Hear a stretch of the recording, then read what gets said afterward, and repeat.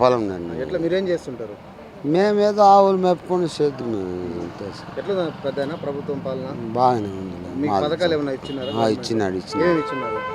ఏదో రైతు భరోసా ఇస్తా ఉన్నాడు, మాకు పింఛన్ ఇస్తా ఉన్నాడు. మాకు మీ పిల్లలు ఉన్నారా? ఏం చేస్తున్నారు? వాళ్ళ ఇంటికాడనే ఉన్నారు సార్. మరి వాళ్ళకి ఉద్యోగం ఏమైనా పోతున్నారు? ఉద్యోగం లేదు లేదు, ఏం లేదు లేదు. వాళ్ళు ఏదో ఇట్లా బండ్లకు ట్రాక్టర్కి ఇట్లా ఒకటికి పోతారు, చేసుకుని ఉన్నారు. మీ ఊరికి సంబంధించి ఏమేమైనా సమస్యలు ఉన్నాయా? ఇక్కడ ఎమ్మెల్యే ఎలా ఉన్నారు?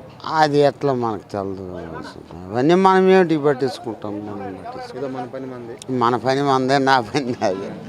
ఇప్పుడు వస్తూ ఉండే ఇట్లా ఏదో మీరు అడిగితే చెప్తా ఉండే. అన్న వరకు పథకాలు మాకు వచ్చిన కాటికి నా వరకు బాగా చేరినాయి.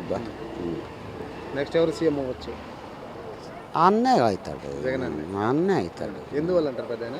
ఎందుకంటే మనకు ధర్మంగా అన్నం పెట్టినాడు.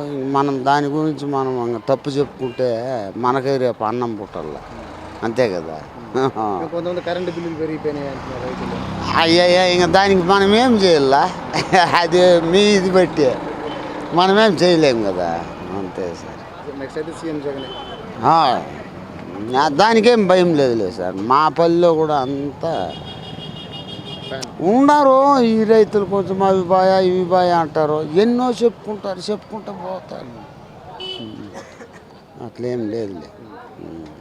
అన్న కూడా మేము ఫోన్లో కూడా మాట్లాడతాం. అంటే నాకేం చదువు వేలు ముద్ర వేసేది అయినా నాకు జరిగేది నాకు వచ్చిన ఇష్టమే, తప్పేం లేదు. అన్న గురించి బాధలే మాకు. మేము మా భార్య ఇద్దరు ఉండము, మా పిల్లకాయలు వాళ్ళు ఉండరు. వాళ్ళకు కూడా నచ్చింది సార్.